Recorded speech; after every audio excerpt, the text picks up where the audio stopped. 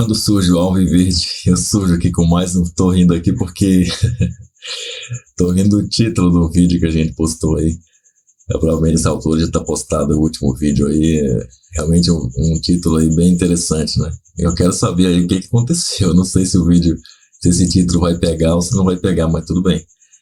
E agora eu surjo aqui para falar para você que o Palmeiras está com mais uma tretinha aí com a W Torre na relação aí com o gramado do Allianz Parque. E o Mauro César resolveu dar um pitaco nessa situação aí. Você vai ver o que o Mauro César falou depois de dar o seu like, de se inscrever aqui no canal, se ainda não é inscrito. Claro, evidentemente, também deixar o seu comentário aqui embaixo. Manda o seu avante palestra aí. Tá confiante aí pro derby ou não? Olha só o que o Mauro César falou da treta entre Palmeiras e W Torre. Mais um rolo aí. O Palmeiras vai acionar a W Torre para ser indenizado por período com a Arena Palmeiras interditada. O clube entende que está sendo prejudicado, inclusive financeiramente, enquanto o gramado sintético não passa pelas melhorias previstas. A volta à sua arena deve acontecer apenas em março. O Palmeiras se prepara para acionar a Real Arenas, braço da W Torre, responsável pela gestão do estádio, em busca de indenização pelo período em que não pode atuar na sua casa.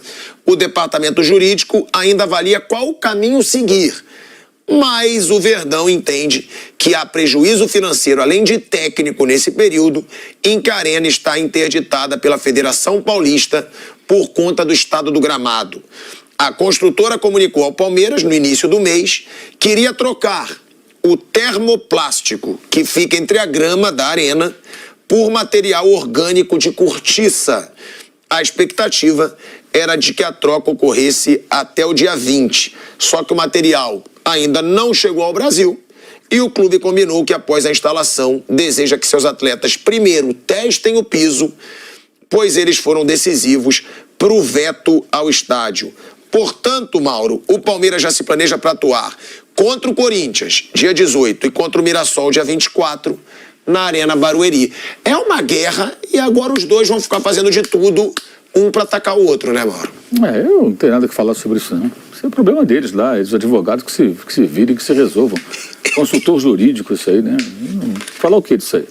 É problema deles. Sinceramente, não tem nada que falar sobre isso. Agora, sobre jogar em Barueri, bem, o Palmeiras vai se acostumando a jogar em Barueri, né? Não tem muito jeito, né?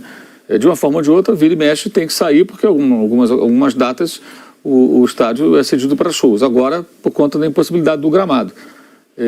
Mas acho que a discussão do gramado sintético deveria ser uma outra discussão muito além dessa, né? Mais técnica, envolvendo os personagens, os atletas, mais gente falando sobre isso.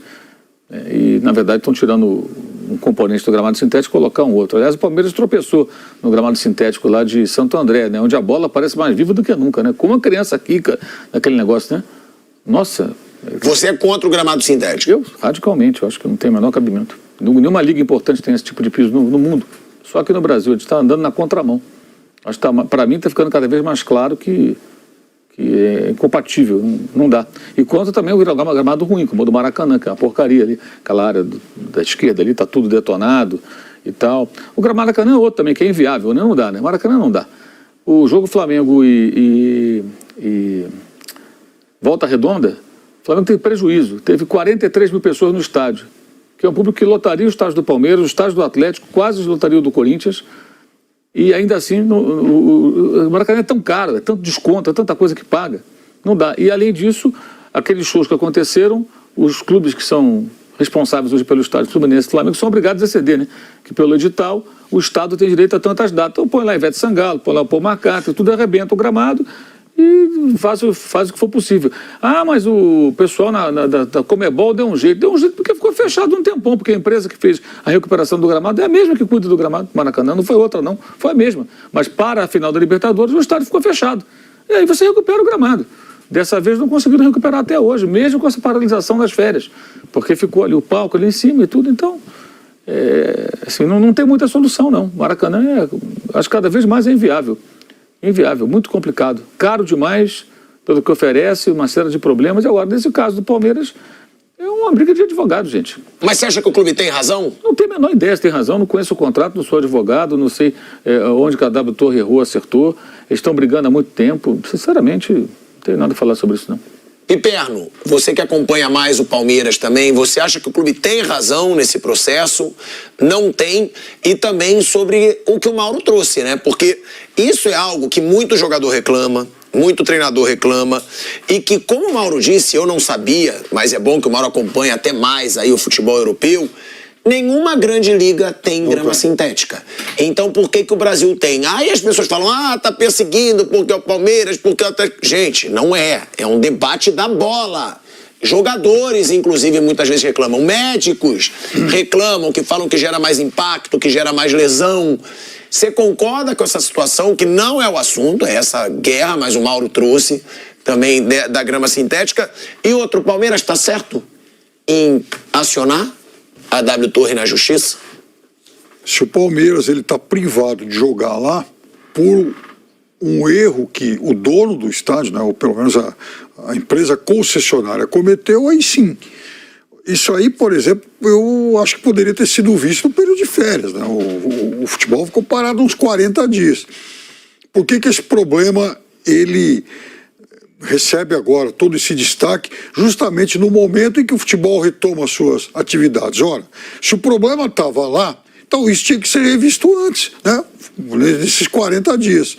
Agora, eu acho também duas coisas. Primeiro, isso é mais um capítulo na guerra Palmeiras-W Torre, porque o Palmeiras ele reclama uma grana que a W Torre teria deixado de pagar. A empresa, a W Torre, ela reconhece que tem uma dívida, mas ela discorda do valor apresentado pelo Palmeiras. Então aí é uma briga entre as duas. A gente não sabe quem é que está dizendo a verdade, o que prevê o contrato, mas o fato é que o Palmeiras também agora ele tem um outro argumento para pressionar a empresa que ele entende ser devedora de muita grana. Terceiro, quem tem que ser ouvido também é o jogador. Sabe, o jogador de futebol é o cara que está lá usando o gramado toda hora, então ele tem que dizer o seguinte: olha, esse gramado serve ou não serve, esse gramado nos expõe ou não a maior risco.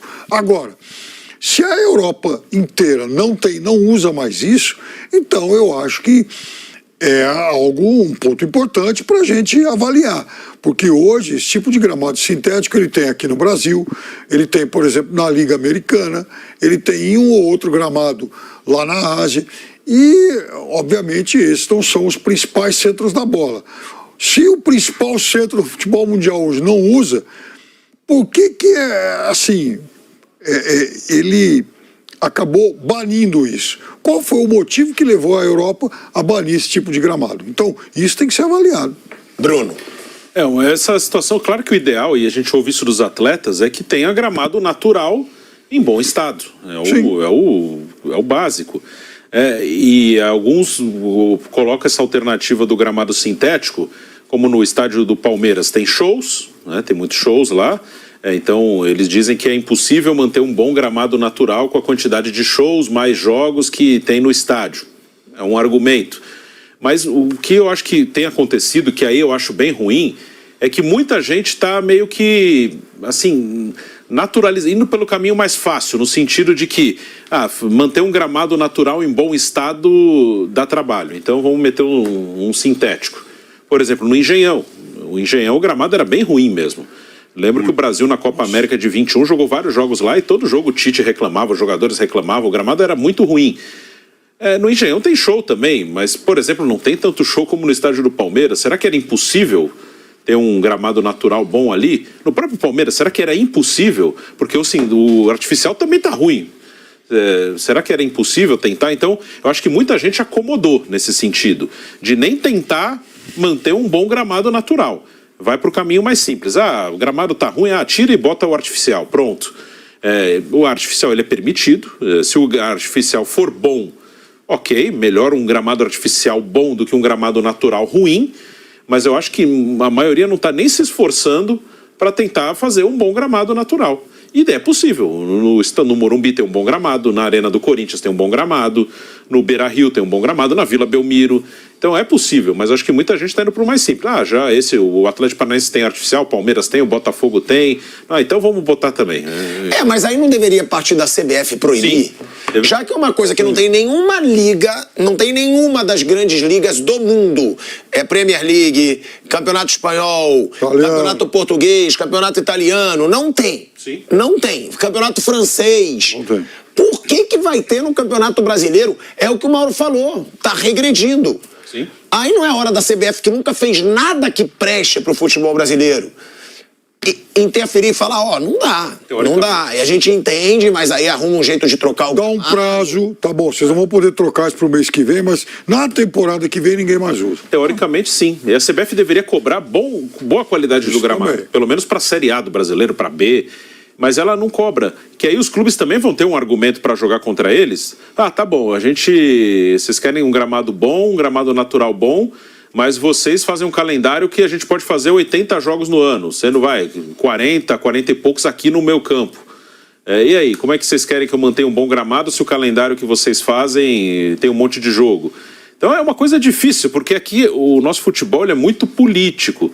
A CBF mantém um calendário com muito jogo para manter o estadual longo também, com 16 datas, porque as federações estaduais são fundamentais na manutenção do poder da CBF. Elas são elas têm o maior número de votos. Então você vai manter o estadual com 16. Aí você vai cortar o quê? Vai cortar brasileiro com 38? Não, tá tudo vendido. O brasileiro, a TV compra, tá vendendo pro ano que vem. Nem quando teve a pandemia de 2020, quando o futebol ficou parado por quase 4 meses, nem naquele ano atípico cortaram uma data sequer. Nenhuma competição. Os estaduais estavam em andamento quando o futebol parou. Assim, nem fizeram uma adaptação. Olha, aqui em São Paulo, por exemplo, a final era em 2 jogos. Ao invés de fazer a final em 2 jogos, vamos fazer um jogo só. Eu lembro que o segundo jogo das finais daquele ano aconteceram na primeira rodada do Brasileiro. Eu lembro que o Palmeiras e o Corinthians tiveram o primeiro jogo do Brasileiro adiado para fazer o segundo jogo da final do Paulista no mesmo fim de semana. Não teve nem essa adaptação. Vamos fazer um jogo só final para começar o Brasileiro. Em um momento em que até a Champions mudou. Sim, a Champions levou todo mundo para Portugal lá. Libertadores, não diminuiu nada. Assim, vamos fazer jogo único esse ano? Não. Brasileiro, eu sou totalmente a favor do sistema de pontos corridos, mas naquele ano você podia discutir, vamos fazer um outro tipo de campeonato esse ano só para finalizar em dezembro, para não ter que emendou 20 e 21, né? Os caras só foram ter férias lá no final de 21. CBF é comer bom. Sim, os dois. Então, se não adaptou nem no ano de pandemia, que parou 4 meses, não vai adaptar nunca. Então, os clubes têm esse argumento para usar contra a CBF. Tá, você quer meu gramado bom, mas você quer meter 40 jogos aqui, 50 jogos por ano. Como é que você quer o meu gramado bom? Se bem que os clubes também tem culpa no calendário, né? Não é uma coisa que a CBF impõe, não aceito nenhuma opinião contrária. Nenhum clube fala nada também em relação a isso. Agora, só deixando claro, tá? Nos debates internos no Palmeiras, o clássico é citado como grande ponto de prejuízo. Por quê? No jogo do primeiro turno do último Brasileiro, o Palmeiras recebeu 41.357 torcedores e uma renda de 3.500.000 reais. Para efeito de comparação, no último jogo em Barueri, a vitória por 2-0 contra o Ituano foram 8.000. Tudo bem que o jogo tem um peso bem menor, mas foram 8.879 torcedores com uma renda de 332.119 reais e apenas 34.277 reais líquidos para o clube. Olha a diferença. O Palmeiras está ganhando dinheiro de pinga agora. No contrato firmado para a construção da Arena Palmeiras, está previsto para a W Torre fazer o pagamento de 50% do valor bruto da bilheteria dos jogos em outros estádios quando a arena não está disponível. Mas esse repasse é mais um tópico de discussão entre os parceiros na Justiça. A presidente Leila Pereira, que critica com frequência a W Torre, disse a pessoas próximas que vê não apenas o Palmeiras ser prejudicado, mas também os torcedores, especialmente os membros do Avante, além de clientes do passaporte da construtora e donos de camarotes. Membros do Avante é sócio-torcedor, que já tem ali seu assento garantido, seu ingresso garantido para as partidas. Entre os diversos capítulos da briga entre o clube e a W Torre, há a discussão sobre as interpretações divergentes do contrato da arbitragem, além do processo de 136 milhões de reais que o Palmeiras cobra na Justiça sob a alegação de que recebe o repasse de receitas da Arena Palmeiras. Então, o pano de fundo é isso aí, são esses 136 milhões que o Palmeiras reclama, a W Torre admite a dívida, mas ela discorda desse valor, desse volume todo de dinheiro. Jogar em Barueri realmente é um prejuízo, além da questão técnica e tal, também um prejuízo para o caixa, é evidente. Esse jogo contra o Ituano que você citou, que deu 8 mil pagantes, se fosse na Arena, seria um jogo para 35 mil pagantes, que é mais ou menos o público padrão do Palmeiras contra os times pequenos. Então é claro que o Palmeiras perde, é claro que vai sentir esse golpe e vai buscar reparação, principalmente tendo aí a possibilidade de pressionar ainda mais a W Torre por conta, né, de toda essa discussão. Tá, então a análise aí da galera da PAN, o Mauro César, como sempre, aí dando suas opiniões. Até eu vi outro dia aí um pitaco do Mauro César, acho que foi até sobre o Hendrick, que ele foi até bem, foi sobre o Hendrick, então teve a questão do Hendrick também, ele falou sobre o Palmeiras e o Santo André, que o Palmeiras empatou e tudo mais, para ele tudo normal, faz parte aí, embora o Pirata quis fazer uma cena, quis fazer um show ali, né, e pensando bem, né, eu tava pensando aqui que foi um absurdo tomar aquele gol de 88, mas já que aconteceu, né, fazer o que, paciência, né. Parece que o Santo André tá duelando aí com o Corinthians, né? Para escapar do rebaixamento. Olhando por esse lado aí, não foi de todo ruim, né? Deixe o seu like, comente aí se você concorda com o Mauro César e já prepara para clicar nesse vídeo aqui ou nesse, para continuar assistindo as notícias do maior do Brasil. Avante palestra!